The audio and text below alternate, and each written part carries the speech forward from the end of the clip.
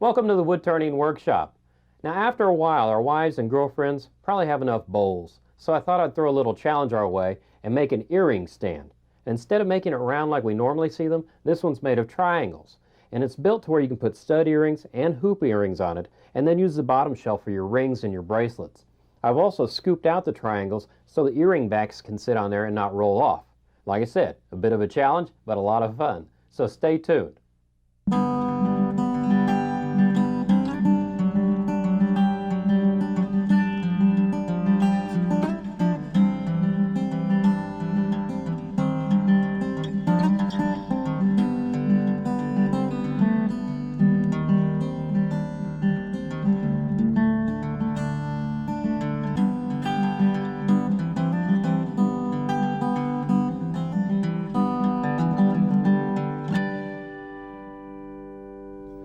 Well, before we get started today, let's break apart this earring stand and take a closer look at it. The first one I made is out of walnut, but today we're going to be using bird's eye maple, which is a gorgeous wood. And if you take a close look at this, it's made of 3 triangles.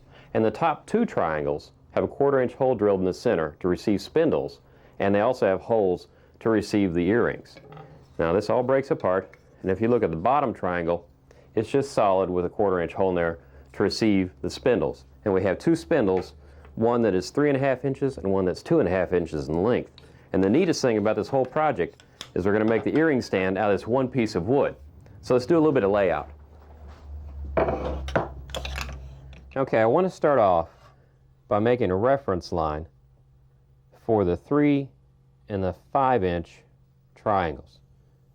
Oops, I'll draw that again. I never went to art school.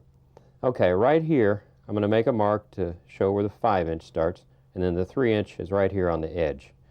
Now I want to mark the center mark of the triangle. There's 2.5, and then on the 3-inch, where's my math? That is 1.5 right there. Okay, now I'm marking the center line because we want to make a perfect triangle. Now if I draw a line out like so on each of the triangles, like that.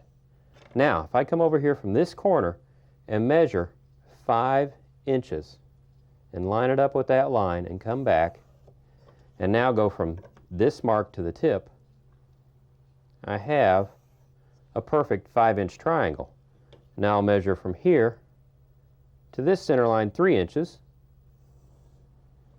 and then from this corner up and meet that mark. Now we have a perfect 3-inch triangle.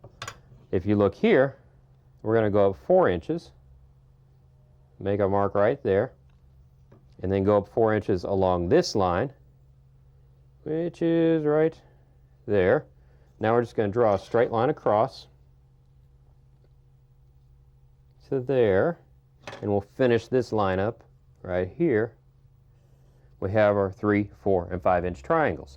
Now we have to cut our spindles out in the same area, and as you can see, our wood is 1 inch thick, so to make it easier to turn, we're going to make these 1 inch wide up here on top.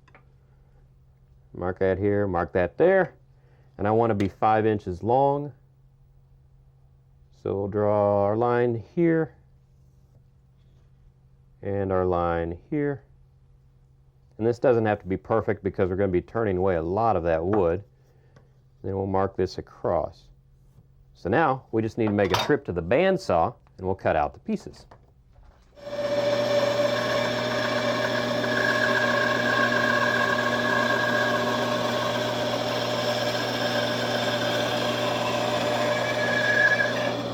The first piece is free, and now we go to the second piece.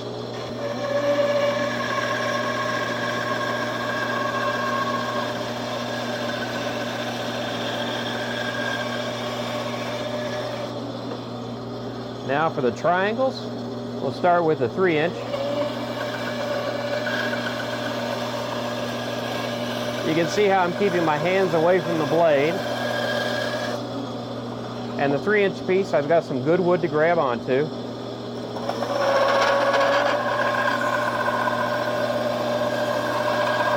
And don't worry if your edges aren't really clean, because I'm going to show you how to sand those flat in a minute. Now for the 4-inch triangle.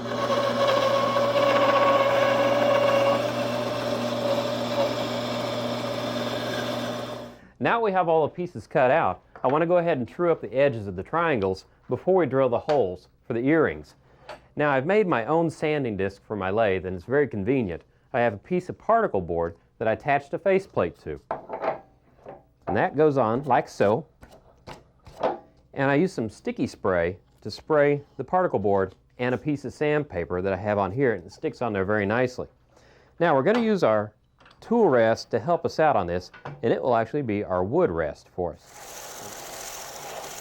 If you notice, the tool rest is pretty close to the sanding disc. You don't want too much overhang because it could pull the wood out of your hand and tip it down.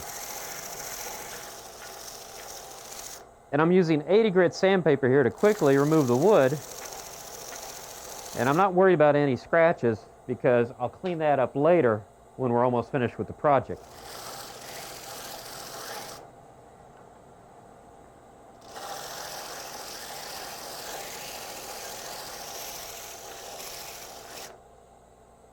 It looks good. Now we need to go draw the layout for the holes that we're going to drill. Keep in mind that earrings come in pairs, so you're going to want an even number of holes on each side. And also, the holes have to be close enough to the edge so the earrings will hang properly. What wound up working for me was about 3/16 of an inch apart on each one of the holes. And so I made a little story stick to make that easier. So I just center it up. And then, as far as being towards the edge, I just think of the edge as an earlobe width. So make a mark here, here, here. You want to be careful about these marks because if you're off a lot, it'll really show up in the finished product. Now we just have to mark out one more hole on each of the triangles, and that's the center hole that the spindles will attach to.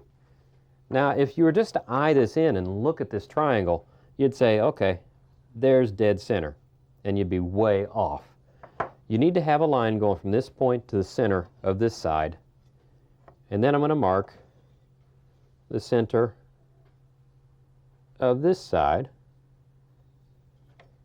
and then I'm going to draw a line from that point to the center down. Then I'm going to mark the center of this side, and we're going to do the same thing and draw another line from the point. Where these lines cross is the center. It doesn't look like it, but it is. Now marking the holes is not enough. You have to do one more step before we go to the drill press, and that's to take a punch and mark each hole with a dimple, because that will be very helpful in a moment. And now you can see why that hole punch is so important. It allows me to center the bit up easily, and then I clamp in the wood so it won't move. I turn the drill on, and my hole is perfectly centered and there's no wandering of the bit.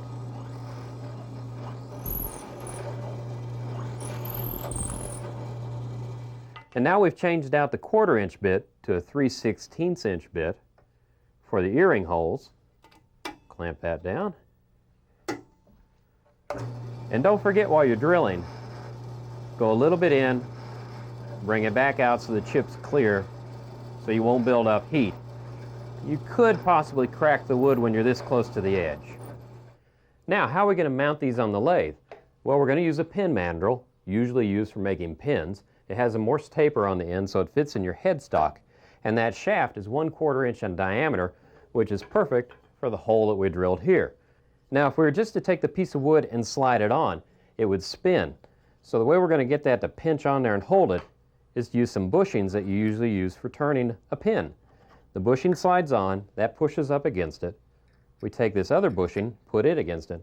Then we have this little knob that goes on, and it tightens up, and that pinches the wood together so it won't rotate and spin. Now we bring our tailstock up and put a little pressure on there to keep the mandrel from sliding out of the headstock. We're going to start cutting from the headstock end, and we're going to make this nice curve with the cut. One thing you want to keep in mind though, when this triangular piece of wood starts spinning, in effect, you have a saw blade. So you have to be very, very careful about keeping your hands behind the tool rest. If you let your fingers slip over, whack, you are in a world of hurt. Another thing to keep in mind, once this starts spinning, the edges blur out, and it's kind of hard to look down and see where the edges are. I want a solid color underneath there. So I'm going to take a piece of Padauk here and put it on my banjo, and so now when I'm looking down, I have a solid color and I can see the edges better. To make our cuts, we're going to be using a bowl gouge. And this is such a unique cut that we're going to make because there's nowhere to rub your bevel until you get to the center of the piece of wood. So I would highly recommend coming up here and practice shifting your weight because we want to make a subtle curve. I'm going to start my cut where I have solid wood. I'm going to stop a little bit short of the bushing, come back.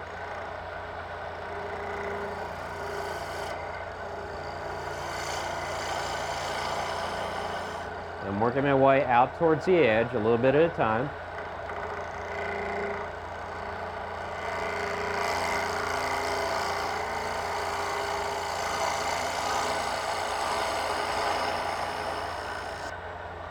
Now I'm looking straight down and I'm getting ready to start my first entry cut on the edge.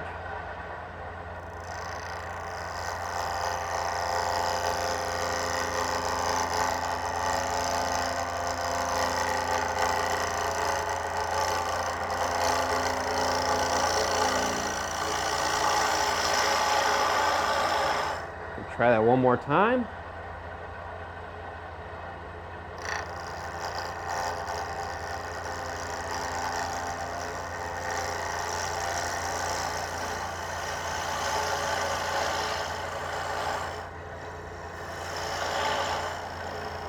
We'll see how that looks. And I have a little bit, just a little bit of ridging, and that's caused by me wandering with the tool. So I'm going to go back and try one more pass and see if I can smooth that out.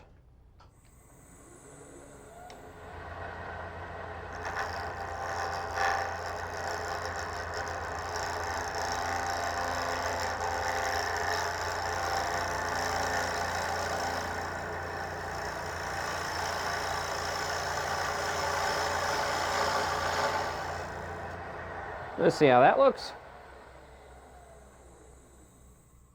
Much nicer. Now if you wind up with a little bit of ridging on there, don't worry about it because that'll sand away easily in a moment. I'm going to move the tool rest to this side. Make sure nothing's hitting. Now this cut is a little bit different because we're going to start from the tip and work our way in. Also, we're going to be hitting some end grain and going against the grain on this cut. So again, make sure this is very sharp and you take very light cuts as you work your way in. One aspect of this cut you have to keep in mind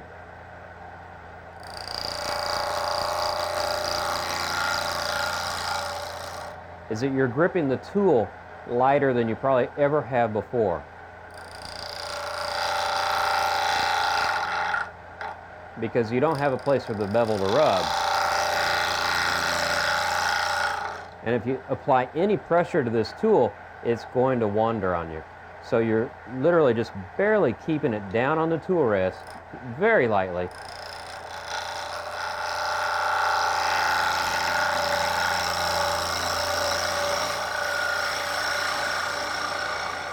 And just leaning your body into the cut.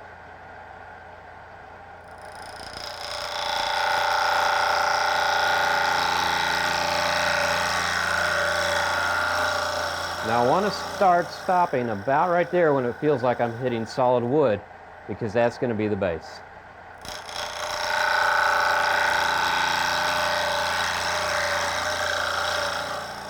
Roll the tool at this point so it'll quit cutting as you reach that and you won't get a catch. Now, this might look invisible to you, but since I put that piece of Padauk underneath, I can see how this is shaping up.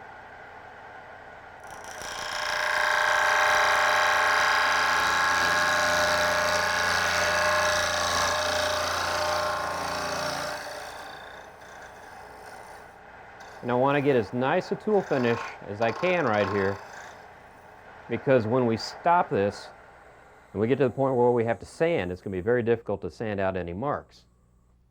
And that looks great. The base is defined from the triangle. We're in on all edges. All we have left to do now is we have to dish the bottom out a little bit so this will sit perfectly on a flat surface. Doesn't have to be a lot, just a little bit.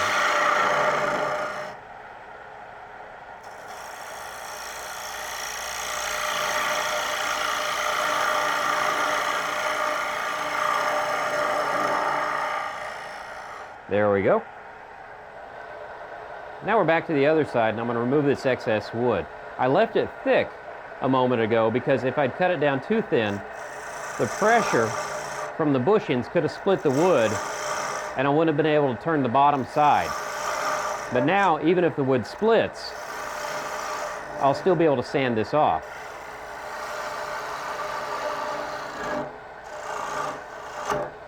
Oop, the wood just split, but that's okay. That's what I was talking about. If that split earlier, we wouldn't have been able to finish this. Now, we're going to undo the bushings. Pull that off. Piece turned out good. You can kind of see where it split there. Put our next piece on.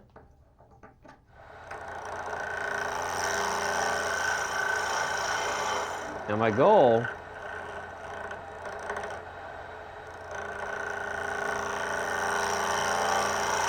is I want to match the curve that I made on the earlier piece so everything looks the same.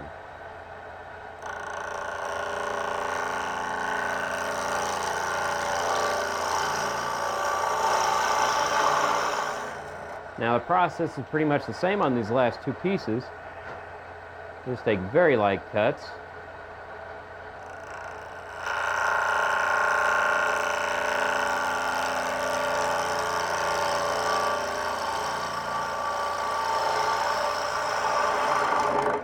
And make sure that you keep your tool very sharp through the whole process. That looks beautiful. We're going to move to the end now.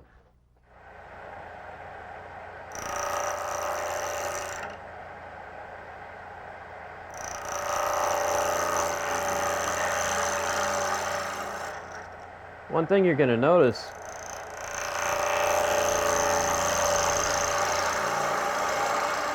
as you start moving to the smaller diameter triangles, it's a lot easier to make this cut.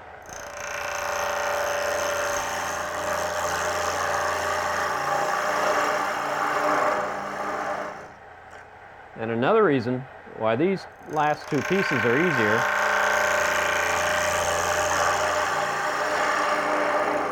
there's no foot you have to cut on them.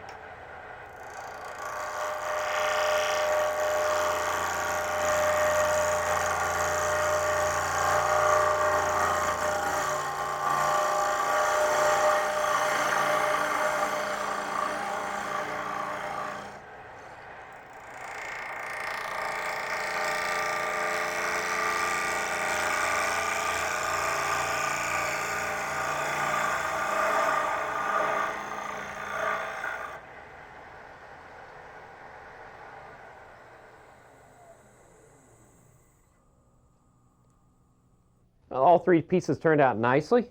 Now all we have to do is remove this excess wood. I mounted a firm sanding pad in here with 60 grit. We're going to use that to remove the bulk of this. Then we're going to switch to a soft foam sanding pad, which will follow the contour of the triangles, and take that to 220 grit. Get your breathing protection on. Make sure your lathe is at a slow speed so you don't burn the wood. And start sanding. Now while you're sanding the nubs, always work an edge. That's the easiest and quickest way to keep the wood going.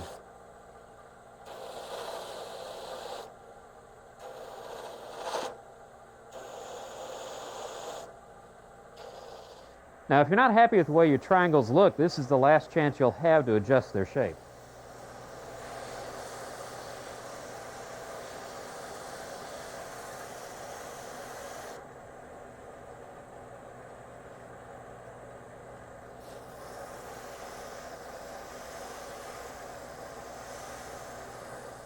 Now we're down to the simple part. We're going to turn the spindles. I'm going to rough this out.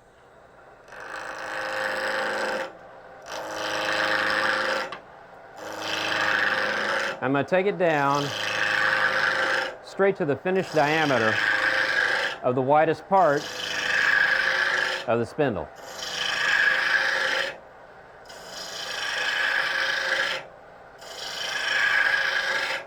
One long smooth cut. Okay. Now I've got my test piece here. Hold it up here. We're going to mark it, because this is about 3.5 inches long. Now we're going to start with our spindle gouge and start making a shape. And it can be any shape you want. Just use your imagination. I'm just going to make a nice smooth curve. Work my way from high to low.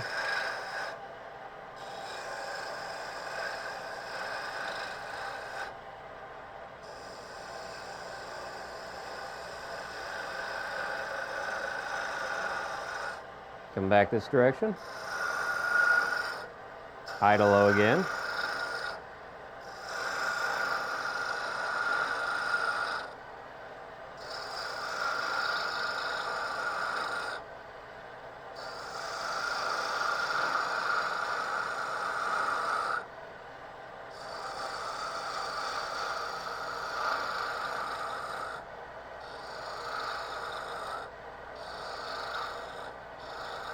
I want a delicate feel to this piece, so I'll make this nice and thin.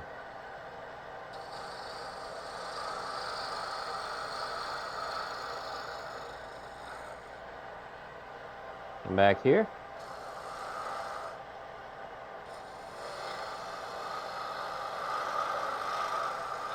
This is kind of a swing with my body, and when I get to this point, then I start shifting my weight to my left to continue that straight line.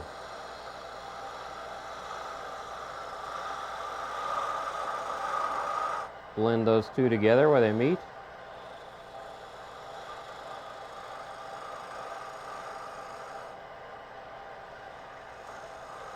Now we're ready to make the two most critical cuts of the spindle.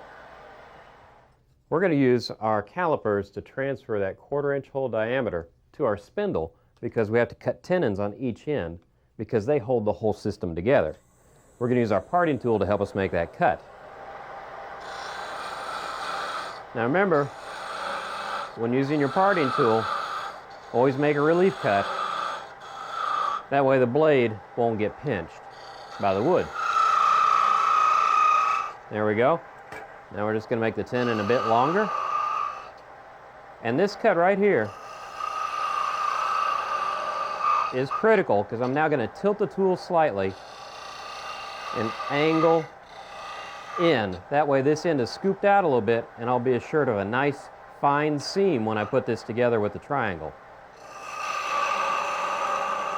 There we go. Just have to do the other end and turn the other spindle and do the same thing.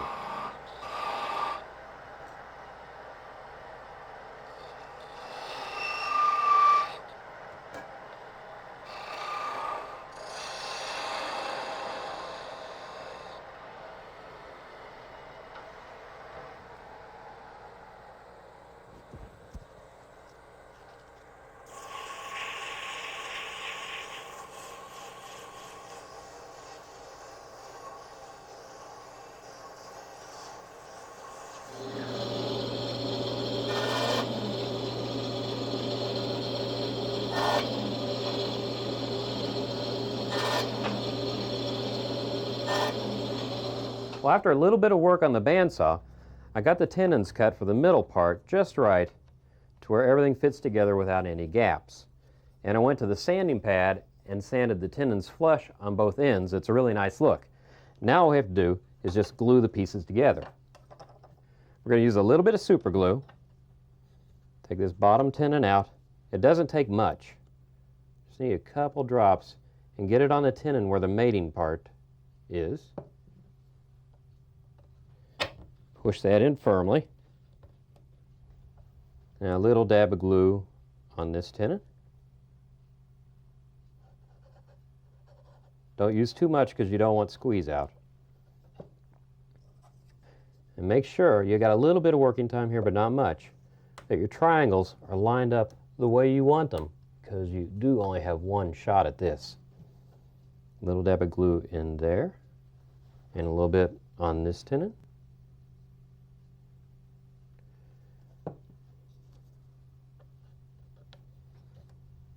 There we go.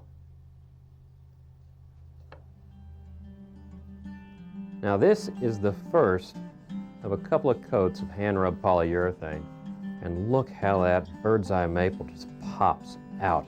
It is one gorgeous wood. And I did tell you today's project would be a little bit challenging, but I also hope you found it to be fun. So until the next time on the Wood Turning Workshop, keep turning.